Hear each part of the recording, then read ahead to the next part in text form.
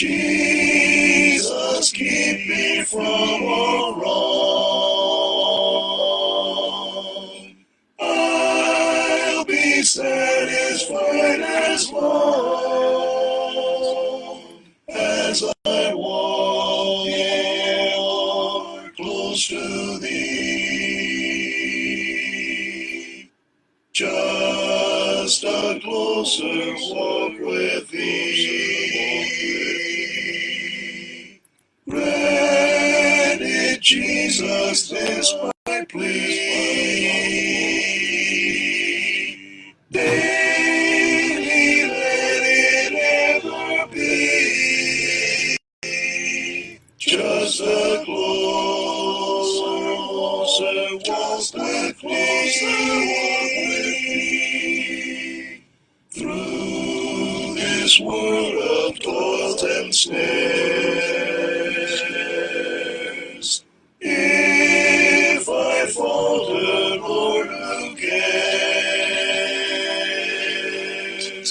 Who with me my burden shares?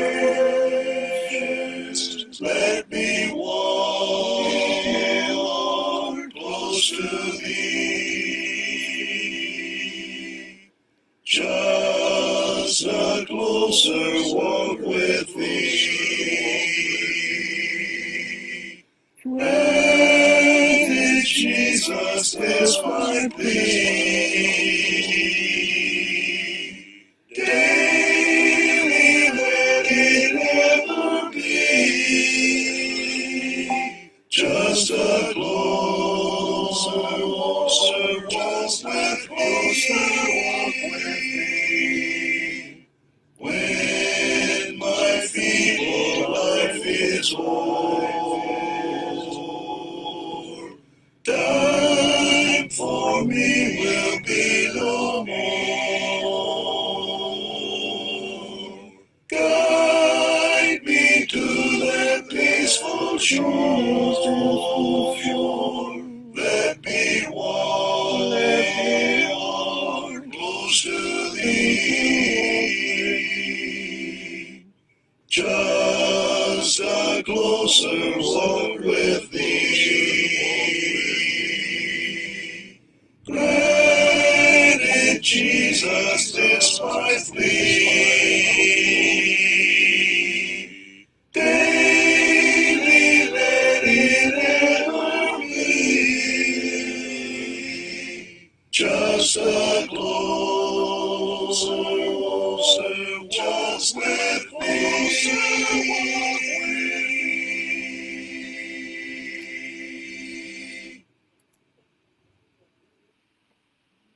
Work, for the night is coming. Work through the morning hours. Work while the dew is sparkling. Work mid springing flowers. Work when the day grows brighter. Work in the glowing sun. Work, for the night is coming, when man's work is done. Work, for the night is coming, work through the sunny noon. Fill brightest hours with labor, rest comes sure and soon. Give every flying minute something to keep in store. Work, for the night is coming, when man works no more. Work, for the night is coming, under the sunset skies, while their bright tints are glowing. Work, for daylight flies. Work till the last beam fadeth, fadeth to shine no more.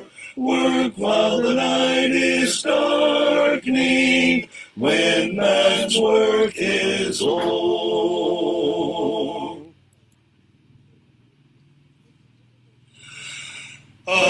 Jesus, love that sought me when I was lost in sin. Of wondrous grace that brought me back to His fold again. Of heights and depths of mercy, far deeper than the sea, and higher than the heavens, my theme shall ever be. Sweeter as the years go by, sweet as the years go by, richer, fuller, deeper, Jesus' love is sweeter, sweeter as the years go by.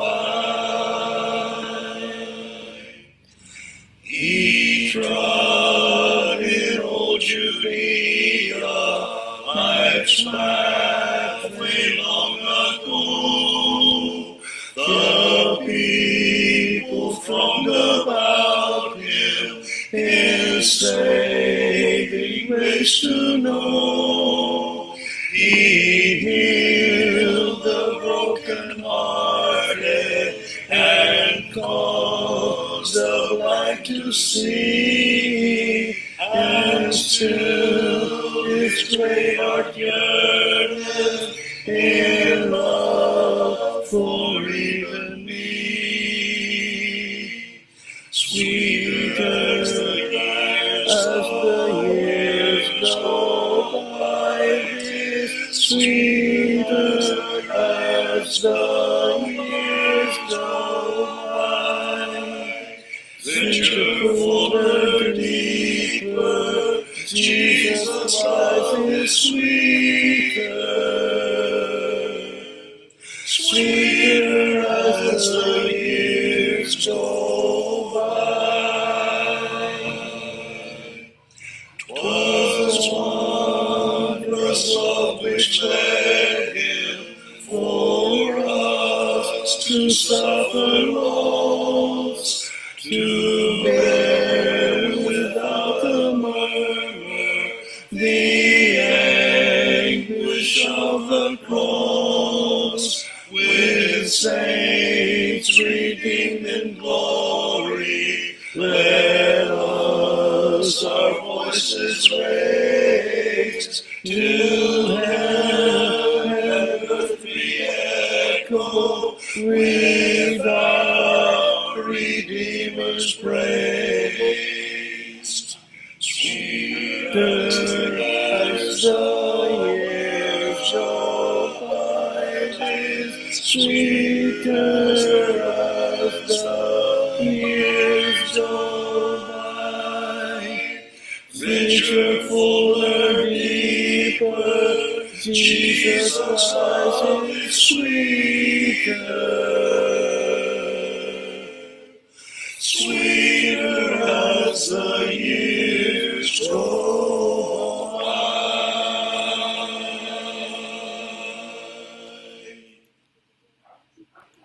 Ang ganda po mga awitin na po, mga awit spiritual. Kaysa anong inaawit po natin. Minsan maganda namang umawit sa mga secular na awit na hindi naman masama. Pero siguro mas maganda pa rin na ituon natin ang ating pansin sa mga awit na spiritual sapagkat ito'y pagpupuri sa ating Diyos. Ito'y uri ng pagsamba. So magandang gabi po sa inyong lahat mga kapatid.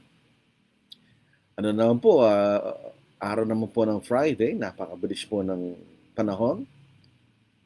Bukas po ay Sabado, later on, linggo na po, Sunday. Ito ay araw ng ating pagtitipon at pagpupurit, pagsamba sa Diyos. Sa ating po mga kaigsuonan, maayong gabi sa inyong tanan, naigsuon. Sa ating mga kakabsat, JT Loco, sa dumang mga lugar, naimbag garbi, amin, kakabsat. Sa ating pong mga taga-kapatid, kaibigan na taga-Pangasinan, Masanto si Labi, Ed si kayo namin, sa ating po mga kapatid sa Bicol Region, Diyos marakay na banggi sa Itugabos. At siyempre, yung po mga kapatid natin sa Carabao Island, na walang Carabao, na tinatawag din po Hambilo, San Jose Romblon, mayad gabi sa tanan. Siyempre, sa amin pong kinatatayuan, sa lugar po ng Pampanga, may pabig, Kekongan, karanagan-nagan Manal Bay at Makaranta. Kaya po Indonesian or Malaysian, salamat, malam. So ating pong pag-aaralan po sa gabing ito ay isa pong katuruan na maraming mga denomination na naniniwala po sa turo ni John Calvin. Nasabi po nila kapag isang tao po ay naligtas ng Panginoon, mananatili siyang ligtas kahit ano pa ang kanyang gawin. Usually, ito yung tinatawag, once saved, always saved. Yun po kay totoo. Maaari ba ng isang taong ligtas na ay maaari pa rin maparusahan? O can a saved person become lost? Pag sinabi natin lost, opposite po ng saved. Can a saved person lose his salvation? Yun po isang simpleng paraan ng pagpapaliwanag. Yan po ang ating gustong pag-aralan po sa gabing ito. Maaari ba nang ikaw ay sumampalataya at sumunod sa Ebanghelyo, later on, ikaw ay mawawala at hindi ka rin maliligtas. Yun po ang ating gustong tunghayan sa gabing ito. Alam po itong bagay na ito ay bunga po ng maraming kalituan sa mga kaisipan ng mga di umanay sumasampalataya sa ating Panginoon. Ang isang, sabi nga po natin, grupo ng mga naniniwala, allegedly na naniniwala sa Panginoon, yung mga Calvinist. Meron po silang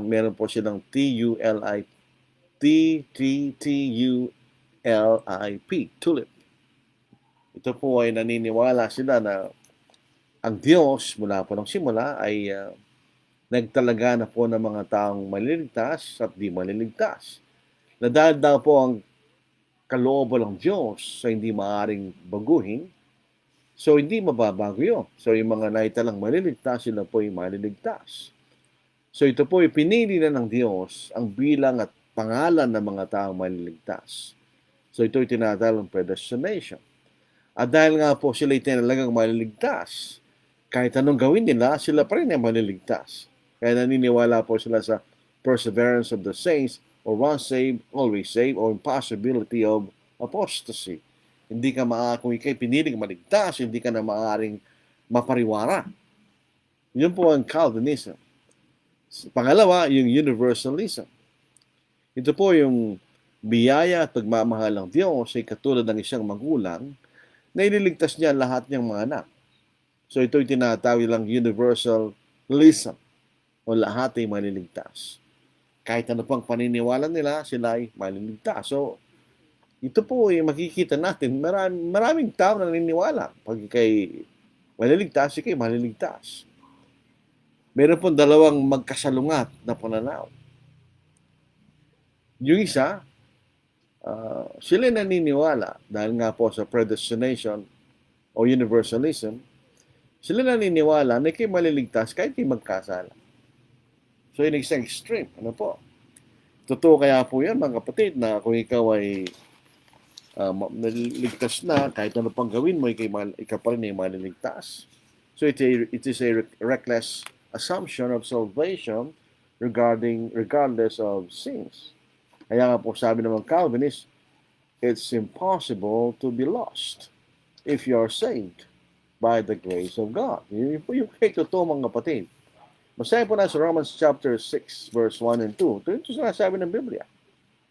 Ano nga ating sasabihin? Magpapatuloy ba tayo sa pagkakasala upang ang biyaya ay sumagana?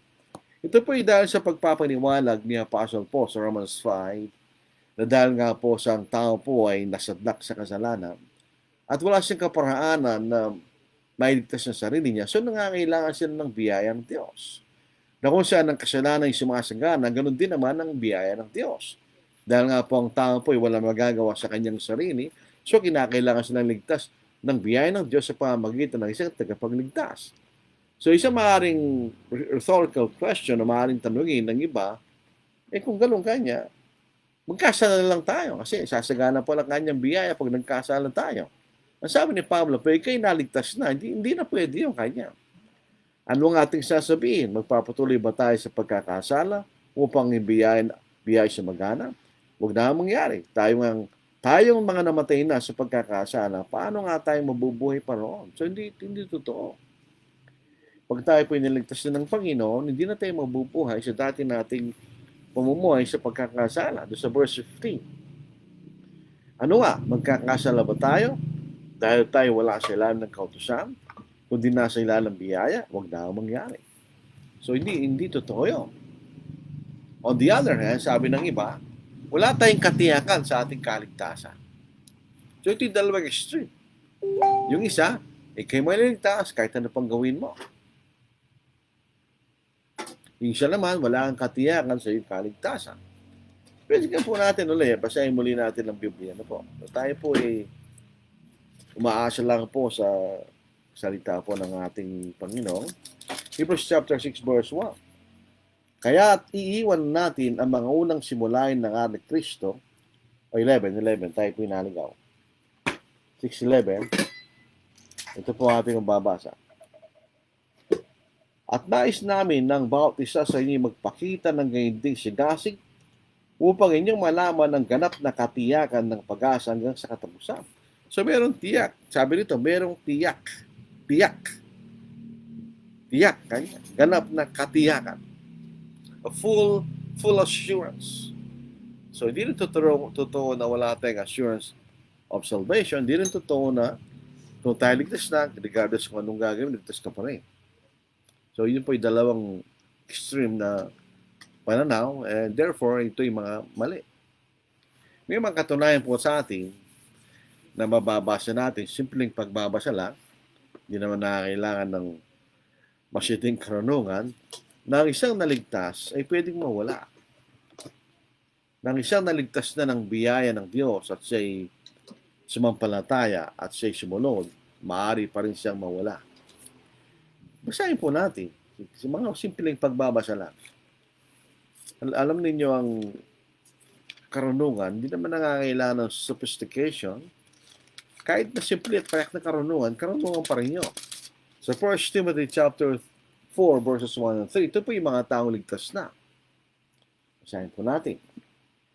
Ngayon ay maliwanag na sinasabi ng Espiritu, so hindi ito sinasabi ng tao, ito yung sinasabi ng Espiritu Santo, na sa mga huling panahon, ang iba'y tatalikod sa pananampalataya, ang iba'y sa pamagitan ng pagkikinig sa mga mandarayang espiritu at sa mga aral ng mga demonyo, sa pamagitan ng pagkukunwari ng mga nagsasalita ng mga kasinungalingan, ng mga budhi tinatakan na nagbabagang bakal, kanilang pinagbabawal ang pag-aasawa at pinag-uutos na lumayo sa mga pagkain nilalang ng Diyos upang tanggapin na may pagpapasalamat ng mga nananampalataya at nakakaalam ng katotohanan. So dito sabi niya, ang iba'y tatalikod. Ito yung mga taong sumampalataya. Hindi ito mga nagkunwaring sumampalataya. Sila po'y sumampalataya, pero sila'y kanya'y tatalikod. Dito sa James chapter 5, 19 and 20, ganoon din po ating makikita. Basahin po natin sa James chapter 5, 19 and 20. Ito po ating mababasa. Dito po sinasabi na pag niligtas natin ng isang naligawan, ito tingnan po natin ng eksaktong pananalita. Ano po? Pagka nagkakaibigan nangingidig ang kamay. Mga kapatid ko, kung sino man sa iyo naliligaw mula sa katotohanan at siya'y pinapanumbalik ng sino man, dapat niyang malaman ng nagpapanumbalik sa isang makasalanan mula sa pagkaligaw ng kanyang landas ay magliligtas ng kaluluwa mula sa kamatayan na tatakip ng napakaraming kasalanan. Ito po'y Kristiyano. Kasi naligaw So dati siyang nasa tamang kalagayan at siya'y naligaw. So ito yung mga talata na nagsasabi sa atin, ang isang naligtas ay maaari pa rin mawala. a saved person can become lost. Dito sa Ezekiel, sa Old Testament, ang napakasakit dito na sinasabi ng Panginoon, na kahit ikaw ay naging tapat, alos sa buong buhay mo, at bigla kang nagkasala, ano ang magiging pagtingin sa iyo? Basahin natin sa 24:26. Ito po. Ngunit kapag kang matuwid ha? Ito'y matuwid. Ngunit kapag kang matuwid ay humiwalay sa kanyang pagiging matuwid. So maaaring ang matuwid ay humiwalay sa kanyang pagiging matuwid. Sabi po ng talata. At gawa ng kasamaan at gumagawa ng gayon din kasuklam-suklam na bagay na ginagawa ng masasamang tao. Pasinin po niyo yung mga salita. Ginagawa. So ito yung present progressive. Ito yung nagpapatuloy. Nagpapatuloy. Ibig sabihin, walang alalahanin sa mga matuwid na gawa na kanyang ginawa dahil sa kataksilan ng kanyang ipinagkasala at sa kasalanan ng kanyang ginawa, siya ay mamamatay. Gayman yung sinasabi ang daan ng Panginoon na hindi matuwid. Pakinggan mo ngayon ang sangbayan ni Israel, ang akin daan ay hindi matuwid, hindi bagaan yung mga lakad ang hindi matuwid kanya. 26. Kapag ang taong matuwid ay lumayo sa kanyang pagiging matuwid at gumawa ng kasamaan, siya mamamatay dahil doon. Dahil sa kasamaan ng kanya nagawa, ay mamamatay siya. Hindi ka pinaparusaan ng Diyos. Dahil hindi matuwid ang kanyang daan, hindi. Pinaparusaan ka ng Diyos dahil nagkasala ka. At ikay mawala ay mula sa iyo pagiging matuwid. So ito'y matuwid na nawala sa kanyang pagiging matuwid.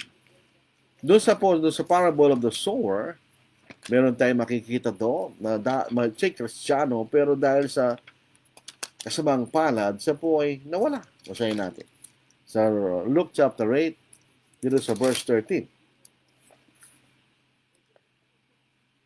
At ang mga nasa bato, ito po yung binhi na natapon sa bato, ay sila ay pagkatapos makarinig ay tinanggap na may galakang salita. So sila ay tunay na sumampalataya. Subalit, ang mga ngiti walang ugat. Sila ay sumampalataya na sa daling panahon lamang at sa panahon ng pagsubok ay tumalikod. So ito rin po ay maaaring tumalikod. In other words, yung binhi na nahulog sa batuhan, ito yung mga Kristiyano na tinanggap nilang may kagalakan ng Ebanghelyo pero hindi sila lumago. Wala silang ugat. Kaya pagdating po ng pagsubok sila ay nawawala. So ito yung nagpapakita na pwede kang mawala. Ang isang Kristiyano ay pwedeng mahiwalay mula kay Kristo, mahuhulog siya sa biyaya. Dito po sa Galatians chapter 5 verse 4, yung pong inaaring ganap ang kailang sarili sa pamamagitan ng kautusan ni Moises, sila po nahiwalay kay Kristo at nahulog mula sa biyaya. Kristiyano po itong mga ito.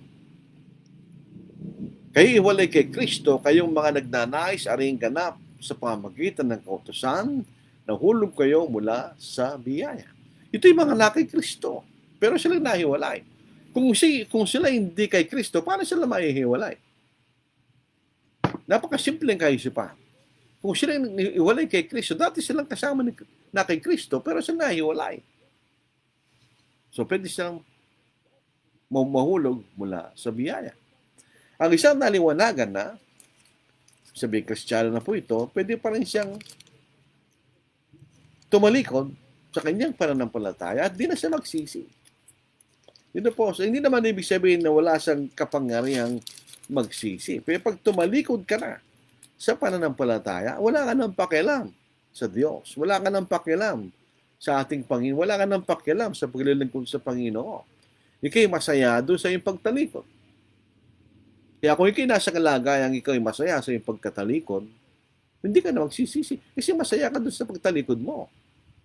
Dito po sa Hebrews chapter 6, 4-6. Sapagkat hindi mangyayari na mga dating naliwanagan na, ito yung mga Kristiyano. At nakalasap ng kaloob ng kalangitan at mga naging kabahagi ng Espiritu Santo. At nakalasap ng kabutihan ng salita ng Diyos. So ito yung mga tunay na ligtas. At naman kapangyarihan ng panahon darating at pagkatapos ay tumalikod. So ito'y kanilang choice. sila'y tumalikod, ay muling papanambalikin sa pagsisisi, yamang sa kailang sarili, muli nilang ipinako sa krus ang anak ng Diyos at itinasa sa kahihiyan. Ito po, pag isang Kristiyano, himawalay siya. Tumalikod, halimbawa, para masimplihan natin at maunawaan, kung isang dalaga na isang Kristiyano ay nakisama sa isang may asawa, tumalikod siya sa pananampalataya. Habang siya ay masaya doon sa kalagayan, bakit siya magsisisi? Alam po niya yung prodigal son. Habang siya ay masaya sa paglulustay ng kanyang minana sa kanyang ama, nagsisi ba siya?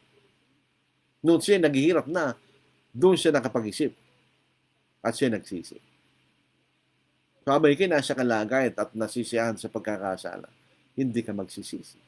Mayroon mang Kristiyano na bumalik mula sa kailang pinanggalingang dumi ng pamumuhay. Sa Panginoong Pedro, chapter 2, 20 to verse 22, at sinasabi ni Apostol Pedro, mas masawal pa ang kailang kalagayan kaysa ng una kanya.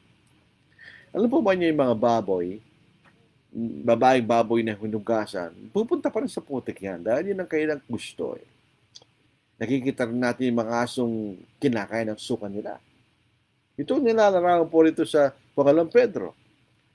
Sapagkat kung pagkatapos na sila ay makatakas sa mga karumihan ng sanlibutan, sa pamagitan ng pagkakilala sa Panginoon at tagapagligtas na siya Kristo, ay muli silang mapasabit sa mga ito't na daig. Ang huling kalagay nila ay mas masama kaysa ng una. Sapagkat mas mabuti pa sa kaila hindi nakaalam ng daan ng katwiran, kaysa pagkatapos na malaman ito'y tumalikod sa banal na utos na ibinigay sa kanila. Anong ibig sabihin ni Pedro? Mas madali nating baguhin sa pamagitan ng aral ang taong hindi Kristiyano. Dahil for the first time, nakikita niya ang mensahe ng kaligtasan. Pero yung Kristiyano na nagbalik sa pagkakasala, ano pang sasabihin mo sa kanya na hindi pa niya alam? Kaya mas masawal pa ang kalagayan niya kaysa nung una. Nangyari sa kailang ayon sa tunay na kawikaan, nagbabalik muli ang aso sa kanyang sariling suka, at ang babaeng baboy na nahugasan na sa paglulublob sa putik. In other words, hindi sila nagbago. Nagbalik lang sila sa dati nilang kalagayan. So, ito yung mga talata nagsasabi sa atin, ang mga naligtas ay maaari po silang balik sa pagkakasala at tumalikod mula sa biyaya at hindi sila maliligtas. So pagka po tinanggihan natin ang katotohanan ito, na kahit nagkasala tayo, hindi magbabago ang ating kahinatnan, ito po'y mali. Ang kaligtasan po ay mayroong kondisyon. Totoo na sa biyaya kayo naligtas sa pamagitan ng pananampalataya, pero yung biyayang yun ng Diyos ay may kondisyon.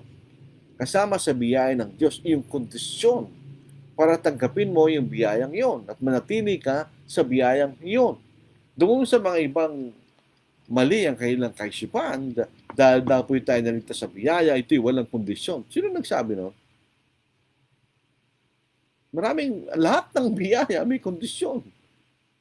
Sipin nyo, pumunta tayo sa practical na mga aplikasyon, punta tayo sa pamahalaan.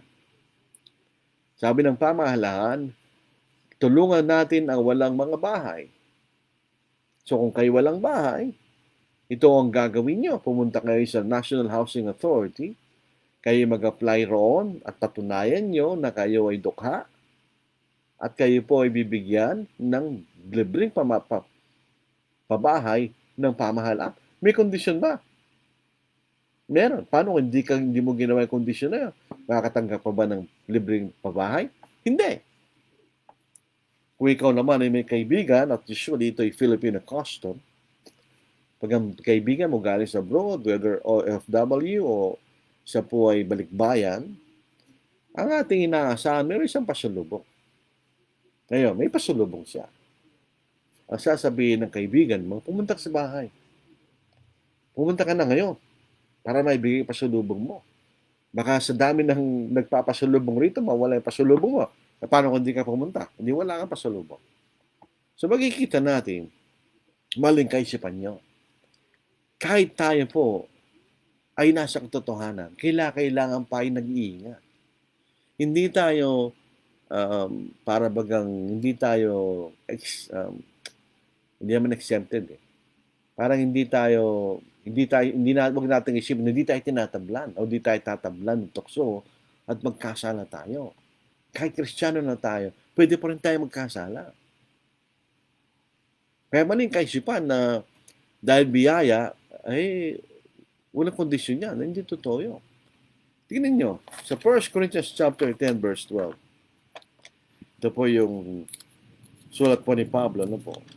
Ito po yung nagpapakita sa atin ng kailangan tayo mag-ingat. Basahin natin. Kailangan natin magbasa. Kaya't ang nag-aakalang siya'y nakatayo ay mag-ingat na baka siya mabuwal. Bakit ito sasabihin ni Apostle Paul kung imposible kang mabuwal? Ano ba, nagsisinungaling si Apostle Pablo? Hindi, sinasabi niya yung totoo. Hindi ibig sabihin na tayo Kristiyano at naligtas na tayo sa pamagitan ng Ebanghelyo, hindi pa rin tayo susceptible na matuksot ng kasala. Kaya pinag-iingat tayo, anya. So, kondisyon nyo. Para mapanatili ka sa biyaya ng Diyos, kinakailangan kay mag-ingat. Sabi niya, mag-ingat. Mag-ingat ka kanya. Pagka tayo po ay lumalabas sa ating mga bahay, nung tayo po ay kabataan pa, pinagsasabihan tayo na mag-ingat ka kanya. Bakit sinasabi niya mag-ingat ka? Dahil may posibilidad ng panganib kung kayo nasa labas ng bahay. Kahit nga kung kayo nasa loob ng bahay, may panganib pa rin, the more na kung kayo lalabas. Sinabi niya, mag-ingat ka, by necessary inference, may posibleng panganib. Sabi, mag-ingat ka, baka ka mabuwal, ang necessary interest, posible kang mabuwal mula sa iyong pagkatayo bilang isang tapat na isang Kristiyano. Sa Romans chapter 11, dito po sa verse 20 to verse 22, tama, sa kawalan nila ng pananampalataya ay nabali sila. At sa inyong pananampalataya, nakatayo ka. Ito po yung larawan po ng isang puno ng olibo. No po? Ang mga natural na puno ng olibo, yung mga Hudyo. Pero nabali sila kanya. Tinanggal sila ng Diyos. Itong mga Kristiyanong, itong mga Hudyong ito, ay nabali kanya. At sumangintin ang ilagay. Huwag ka magmalaki kundi matakot ka. Sapagkat kung di pinanginayangan ng Diyos ang mga likas na sanga, ikaw man ay hindi panginayangan. Tignan mo nga ang kabaitan at kabaksikan ng Diyos.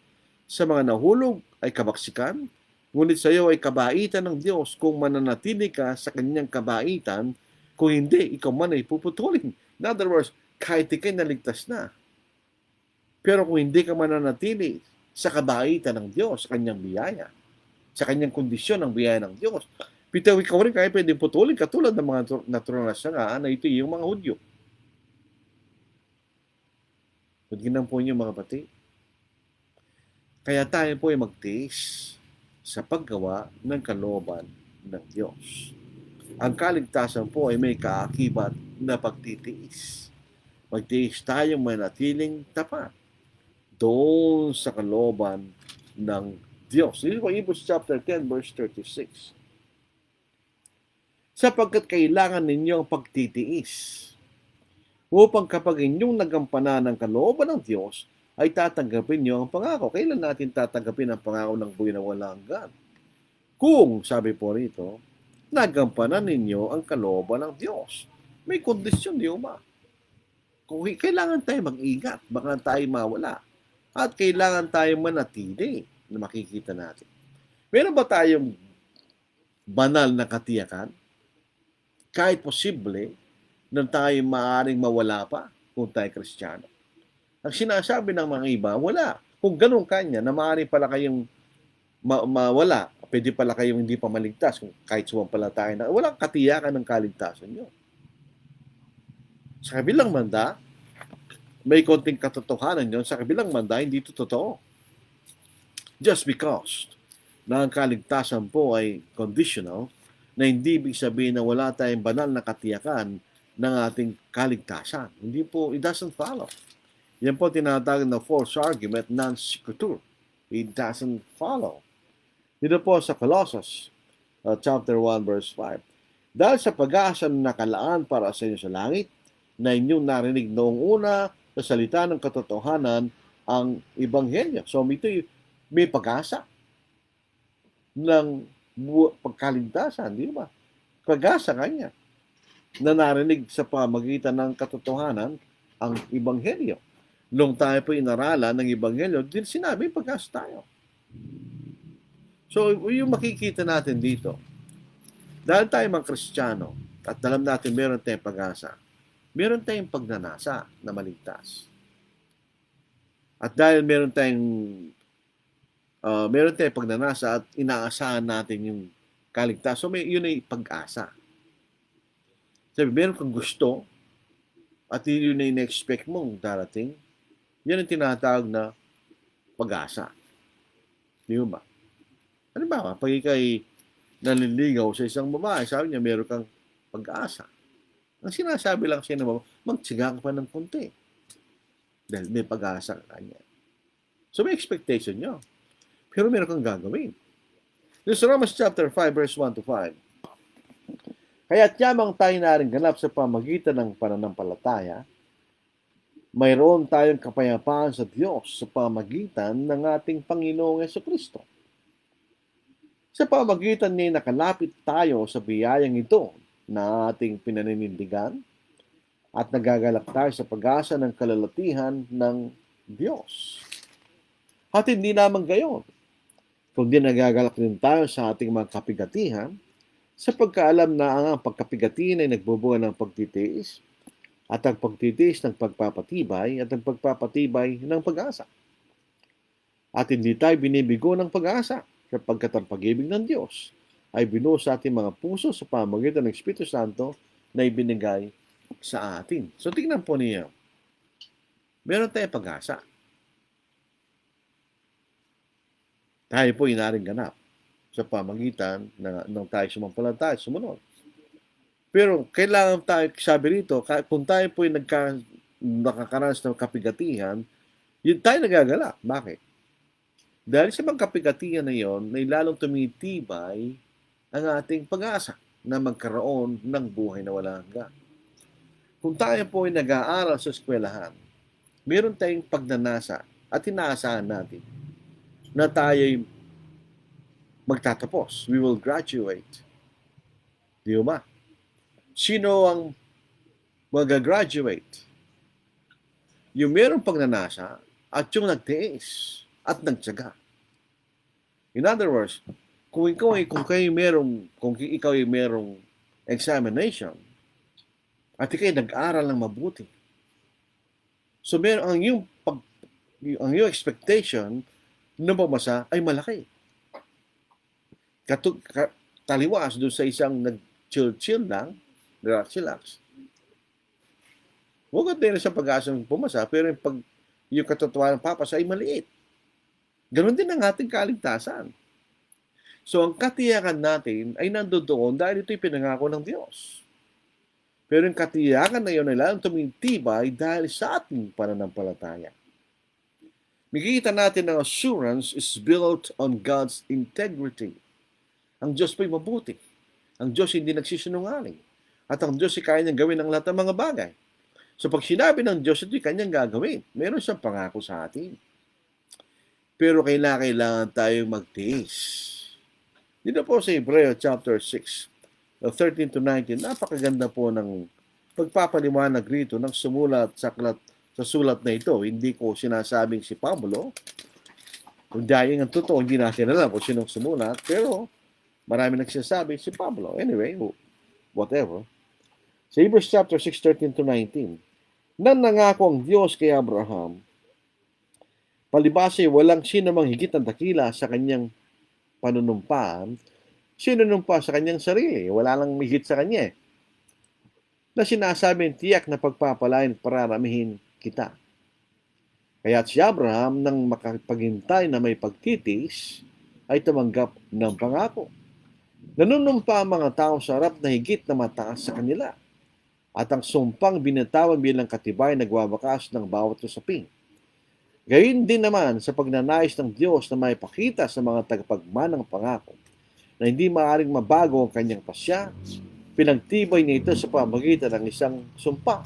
So, sumumpa ang Diyos. Upang sa pamagitan ng dalawang bagay na di mababago, na dito hindi maaaring magsinungaling ang Diyos, tayo nagtungo sa kanlungan ay magkakaroon ng higit na katiyakang panghawakan ng pag-asang nakalagay sa harap natin. Taglay natin ito bilang isang tiyak at matibay na angkla ng kaluluwa, isang pag-asa na pumapasok sa loob ng santuario sa kabila ng tabing. Ano yung katiyakan na yun? Number one, ito'y pangako ng Diyos. Siya nangako kanya. At ito'y nagsiya'y sumumpa. Doon sa verse 13, siya nangako. At siya'y sumumpa sa verse 13 at verse 17. Pero kailangan din ng tao ng pagtitiis. Katulad ni Abraham. Bakit nakuha niya yung pangako na ipinangako ng Diyos? Kaya si Abraham na makapaghintay na may pagtitiis ay tumanggap ng pangako. So ating patient endurance, yung ating matibay na pagtitiis ay nagbibigay ng katiyakan sa ating kaligtasan kahit na posible kapag tayo nagkasala ay maihiwalay tayo sa Diyos. Nalalaman natin na meron tayong buhay na walang hanggan. Pag sinasabi natin ng buhay na walang hanggan, ito po'y nasa ating Panginoon sapagkat siyang buhay. At ibibigay ito ng Panginoon pagdating niya. Kung tayo po ay bibigay ng isang payak na halimbawa, pag kayo may pera, nilagay mo sa bangko, sa isang time deposit, halimbawa, 2 years, time deposit. May pera ka, pero hindi mo mahawakan yan. Pero nakakatiya ka, nakikita yan. Siyempre, merong ano yung bangko, may kontrata kayo eh. So, pero mo kikita ka. Pero hindi ka kikita ngayon, after 2 years. So, alam natin na tayo may buhay na walang hanggan. Mayroon tayong buhay na walang hanggan. Eh, sinabi sa atin yun. Sa 1 John chapter 5, 11 to 13, at ito ang patutuo na tayo binigyan ng Diyos ng buhay na walang hanggan at ang buhay na ito ay nasa kanyang anak. Ang kinaroroonan ng anak ay kinaroroonan ng buhay at hindi kinaroroonan ng anak ay hindi kinaroroonan ng buhay. Ang mga bagay na ito sinulat ko sa inyo upang inyong malaman na kayo mayroong buhay na walang hanggan na sa inyong pananampalataya sa pangalan ng anak ng Diyos. Meron tayong buhay na walang hanggan ngayon, pero hindi natin hawak. Ito'y nasa ating Panginoon. Pero natin na tayo may buhay na walang hanggan. Katulad po ng sinabi kong halimbawa, kung ikay nag-time deposit sa banko, alam mo may pera ka. At alam mo tatanggap ka ng kita doon sa iyong pera. Pero hindi mo hawak yung pera mo ngayon. So, ganoon din ang ating buhay na walang hanggan. Hindi pa natin hawak ang ating buhay na walang hanggan ngayon. Pero ito bibigay ng Panginoon. Pero may kondisyon. Number one, if we walk in the light. Kung tayo po'y lumalakad sa liwanag. Ang paglakad po ay serye ng mga hakbang. It is an effort. It requires energy. Kaya nga pagka lumalakad ng isang bata na natututo pa lang siyang maglakad, nakikita mo yung effort ng bata na siya lumakad. Tutumba yan, tatayo, tutunda naman, tatayo. It requires an effort. Para kayo matutong lumakad. Pag tayo lumalakad, it requires an effort. Mas dito po sa 1 John, chapter 1, 6 to 7. Kung sinasabi natin tayo may pakikisama sa Kanya, tayo lumalakad sa kadiliman, nagsisinungaling tayo dito ating ginagawang katotohanan. Ngunit kung tayo lumalakad sa liwanag, na tulad niyang nasa liwanag, may pakikisama tayo sa isa't isa, at ang dugo ni Jesus na Kanyang anak, ang lumilinis sa atin sa lahat ng kasalanan. Kung lumalakad tayo sa liwanag, at tayo nagkasala at nagsisi, patatawarin tayo ng Panginoon sa ating mga kasalanan sa pamagitan ng Kanyang dugo.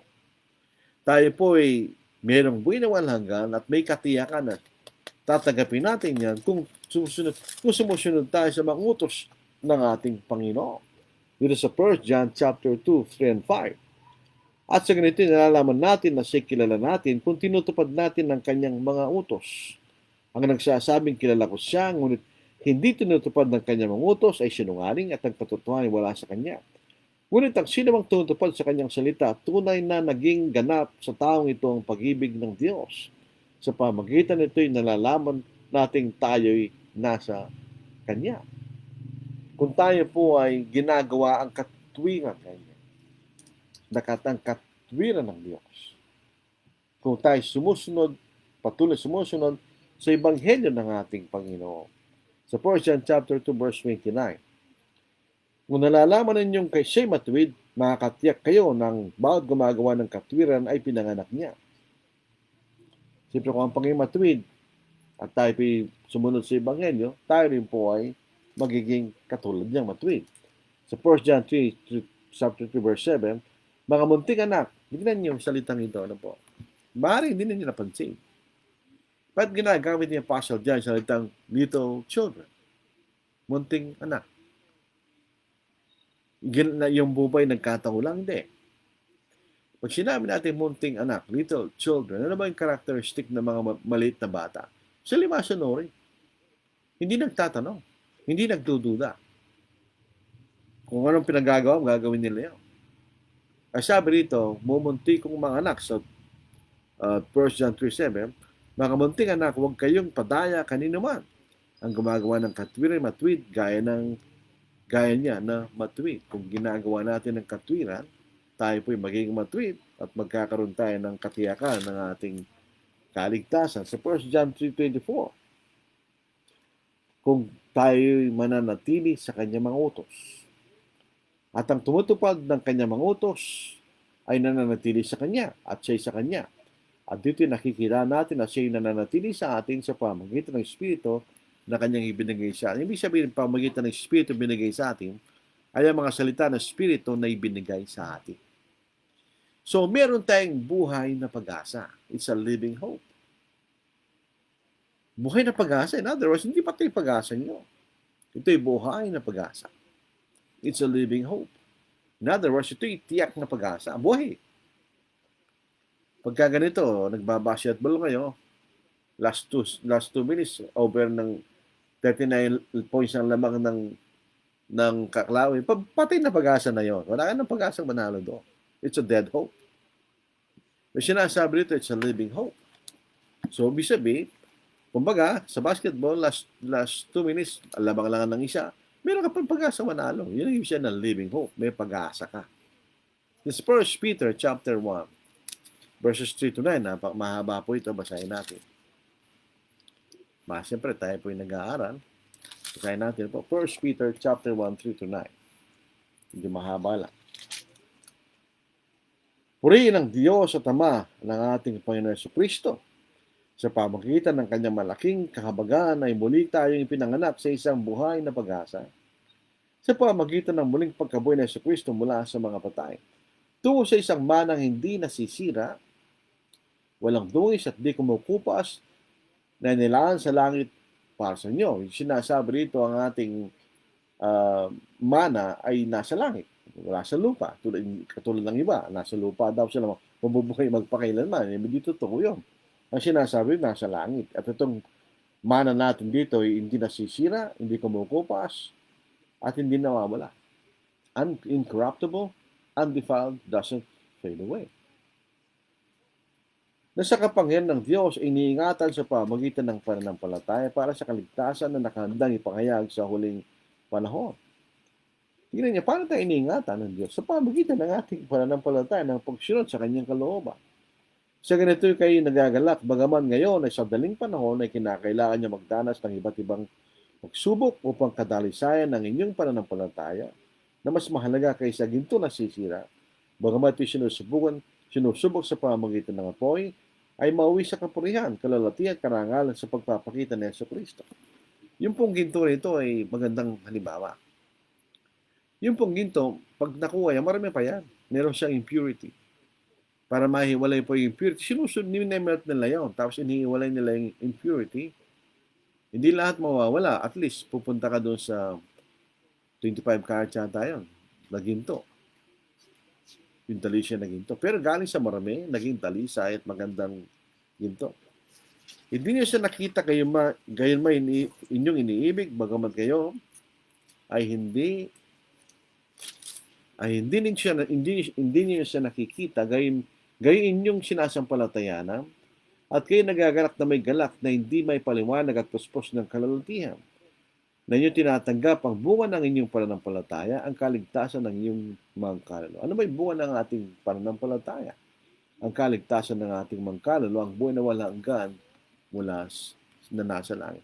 Walang pag-asa sa pagiging swait o disobedient. Pag tayo po'y disobedient na mga Kristiyano, hindi po tayo maliligtas. Dito po sa Hebrews chapter 10, 26 to 31, sapagkat kung sinasadya nating magkasala, matapos natin tanggapin ang lubos na pagkakilala sa katotohanan, na wala nang natitira pang alay para sa ating mga kasalanan, kundi isang kakilakilabot na paghihintay sa paghuhukom at isang naglalagablab na apoy na tutupok sa mga kaaway. Ang sumuway sa kautusan ni Moses sa patutuo ng 2-3 saksi ay walang awang mamamatay. Siya po yung walang awang bababatuhin hanggang siya mamatay. Gaano pa kayang higpit ng parusa sa kalan ninyo ang nararapat sa kanya na yumurak sa anak ng Diyos at ang mapastangan sa dugo ng tipan na nagpabanal sa kanila at umalpusta sa Espiritu ng biyaya. Sapagkat kilala natin ang sabi, akin ang pagiganti, ako ang gaganti, at muli hukuman ng Panginoon ang kanyang bayan. Isang kakilakilabot na bagay mahulog sa mga kamay ng Diyos na buhay. Ano sinasabi dito? Hukuman ng Diyos ang kanyang bayan, kanya. So, ang kanyang bayan, sa panahon na ito, iglesia, ay hindi po lahat doon ay maliligtas. Tulad po ng binasa natin, kung lalapastanganan natin ang kalooban ng Panginoon, hindi natin babaliwalahan halaga natin ang Ebanghelyo, may tayo po'y parusa ng Diyos. Kung tinakpil natin ang Ebanghelyo, sa 1 Thessalonica, chapter 1, 8 and 9, wala kang pag-asang maligtas. Sapagkat mula sa inyo'y maalingaw-ngaw ang salita, baliktad po, 2 Thessalonica, chapter 1, na nasa nagliliyab na apoy, na nagbibigay ng parusa sa mga hindi kumikilala sa Diyos at sa mga hindi sumunod sa Ebanghelyo ng ating Panginoong Yesus. Ang mga ito'y tatanggap ng kaparusang walang hanggan, pagkapuksa at palalasi sa harapan ng Panginoon at mula sa kalalatian ng kanyang kalakasan. At sino yung mga ito? Yung mga taong hindi kumikilala sa Diyos at di sumusunod sa Ebanghelyo ng ating Panginoong Jesucristo. Kung Kristiyano ka, walang pag-asa sa pagsuway. Kung hindi ka Kristiyano, walang pag-asa sa pagsuway at di mo pagsunod sa Ebanghelyo. Ang ating pag-asa ng katwiran ay sa pamagitan ng pananampalataya. Faith comes by hearing and hearing by the Word of God. Kung tayo po'y sumusunod sa mga salitang ipinahayag sa atin ng Banal na Espiritu na katala ngayon sa Bagong Tipan o sa Biblia. Dito po sa Galatia chapter 5, 5-6. Sapagkat sa pamagitan ng Espiritu, sa pananampalataya ay naghihintay tayo ng pag-asa ng katwiran. Sapagkat kay Kristo Jesus ang pagtutuloy o di pagtutuloy walang kabuluhan, kundi ang pananampalataya na gumagawa sa pamagitan ng pag-ibig. Kung tayo pananampalataya na gumagawa sa pamagitan ng pagmamahal natin sa Diyos, meron tayong pag-asa ng katwiran o pag-asa ng buhay na walang hanggan. So, huwag nating dumhin ang ating mga sarili. Manatili tayong dalisay sa harapan ng Diyos. Mag-ingat po tayo. Mag-ingat na yung mga nakatayo, baka tayo ay mabuwan. So, meron bang once saved, always saved? Wala. Meron bang full assurance of salvation for those who believe and obey the gospel? The answer is yes. Kung tayo po'y merong pananatili na may pagtitiis o patient endurance. Ang ating pong kaligtasan ay parang isang long distance run. Inaalis natin ang alamang balakid upang tayo po'y magtagumpay sa ating pagtakbo. Sa Hebrews chapter 12 verse 1, kaya't yamang napapalibutan tayo ng gayong kakapal na bilang ng mga saksi. Ito yung mga sumampalataya sa Old Testament na binigyan ng biyaya ng Diyos. Itabi natin ang bawat pabigat at ang pagkakasalang madaling bumibitag sa atin at tumakbo tayo may pagtitiis sa takbo'y nilagay sa harapan natin. It's a long distance run. Kung tayo po ay observant, when you observe the Olympics, pag ito ay short distance run, 100-meter dash, 200-meter dash, 400-meter dash, you need a strong body. Muscular body para meron kang mabilis na arangkada. Swift acceleration. You need speed. But in a long distance run, you need endurance. You don't need speed. You need endurance. And you need to be light. Kailangan kayo magaan. Kaya nananalo po sa mga long distance runs, sa mga marathon, ito yung mga payat na mataas. Dahil mahaba ang akbang nila at sila magaan. Ang ating takbuhin, ang ating pagtakbo sa pananampalataya ay isang long distance run. Hindi po ito short distance na pabulusok bigla, hindi.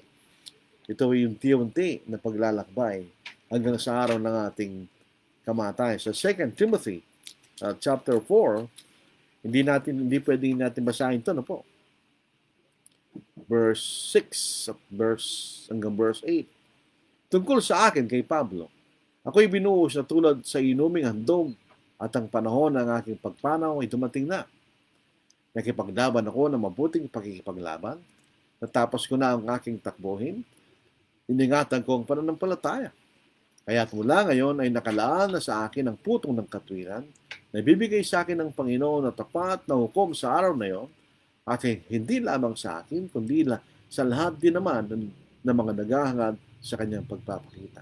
Nakipaglaban ako ng mabuting pakikipaglaban. Natapos yung po mga kapatid natin ng compromise, hindi kayo maliligtas. Dahil yung pinaglalaban ng mabuting pakikipaglaban. Walang compromise. Natapos ko na aking takbuhin. Iningatan ko ang pananampalataya. So ito po ang ating pag-aaral po sa gabing ito. Maraming salamat po sa inyong may pagtitiis na pagkikinig. Sapagkat yan po ay magdudulot sa atin ng katiyakan ng ating kaligtasan. So bago po nga ating mga huling mga awit, tignan po natin ang mga nakikinig po sa atin. Baka may mga katanungan, wala akong nakikita ang tanong. Earl Gabriel Faust, good evening. All John Ocampo, tuwing taga Dubai, good evening po. Alam niyo, meron tayong mga suki, ano po? Pero meron din mga nakikinig na hindi nagko-comment. Leonito Torreliza na ibang gabi kadakayam kakapsat. Ito po Ilocano. Magandang gabi sa inyong lahat, mga kapatid. Marisa Rieta Manzanillo. Good evening, Brother Lordy, sa lahat ng mga kapatid na nanonood. Good evening din. Liaka Collis, good evening, Brad, at mga kapatid. God bless. God bless din. John Bautista, good evening sa lahat ng mga suki. Mayroon nga talaga suki, ano? Gina Le, good evening. Ibanya Senior Sani, watching from Kamiling, Tarlac. Magandang gabi po sa inyong lahat. Rafael Ortiz, good evening po sa ating lahat. Maureen Hipolito, iti kapatid ng aming manugang na si Maricel. Good evening, Lolo Lordy, si Mauro. Nakinig daw po yung anak niya. Maraming salamat po sa inyong mga pagbati. I hear the Savior say, thy strength indeed is small. Child of weakness, watch and pray. Find in me thine all in all. Jesus paid it all to him I owe. Sin had left a crimson stain, he washed it white as snow. Lord, now indeed I find thy power and thine alone can change the leper's spots and melt the heart of stone. Jesus paid it all to him I owe. Sin had left a crimson stain, he washed it white as snow. And when stand in him complete. I'll lay my trophies down, all down at Jesus' feet.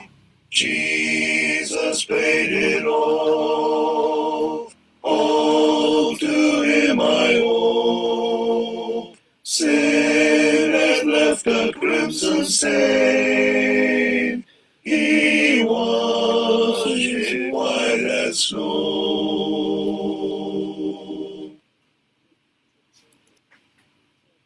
More love to thee, O Christ, more love to thee. Hear thou the prayer I make on bended knee.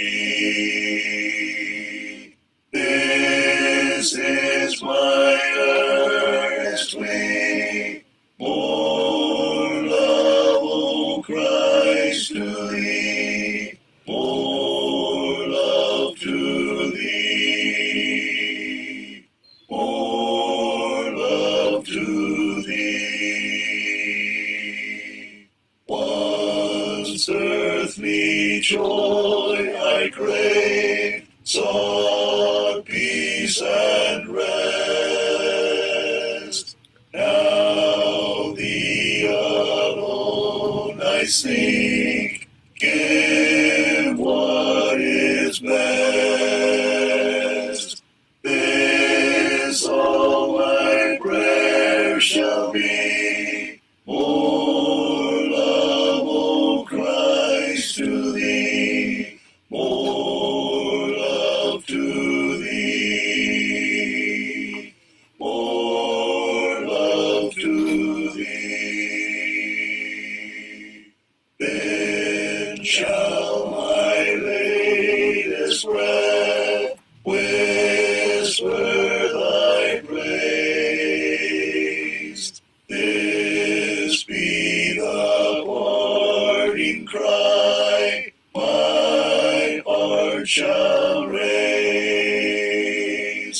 This still its prayer shall be, more love, O Christ, to thee, more love to thee, more love to thee.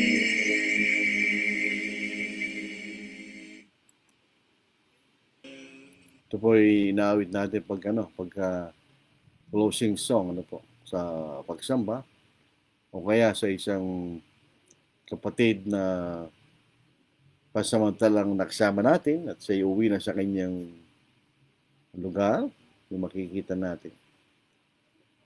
So tayo po ay natapos na sa ating pag-aaral po sa gabing ito. Sa Lunes po, yun po ang unang araw ng lectures ni Brother Ron Halbrook sa may Santa Ursula, Betis, Guago, Pampanga.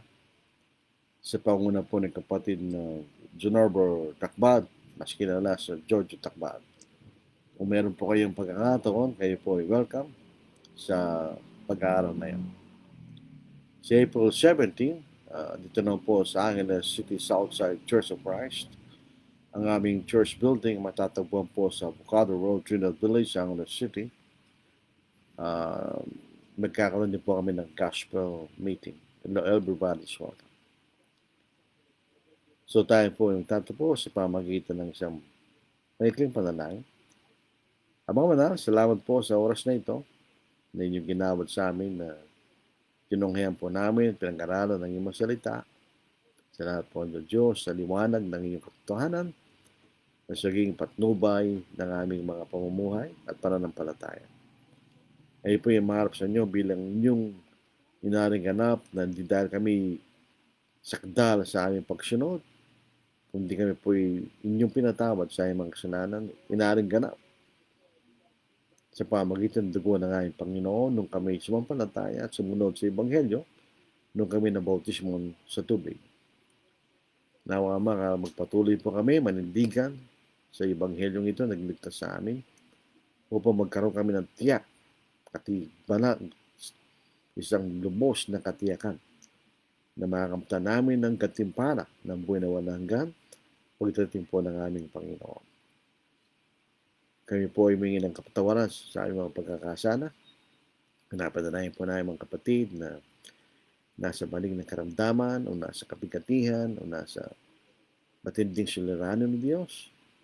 Nawa itong lubos na katiyakan ng aming kaligtasan na magiging kanilang sandata na sila'y marampasan ang mga anumang bagay na dinadaanan. Ama, dinadalain din namin ang aming pamahalaan sa kasalukuyan na magkaroon ng karunungan upang kami manatiling matiwasay sa kapayapaan. Bigyan mo sila ng karunungan na magampanan ng tamang paraan sa gitna po ng kasalukuyang kaguluhan na nangyayari po sa aming kapaligiran. At ang lahat ng mga ito ay aming hiningi, ikin ang pangalan ng Kristo. Amen. Po, tayo po ay maghiwalay pansamantala. God bless.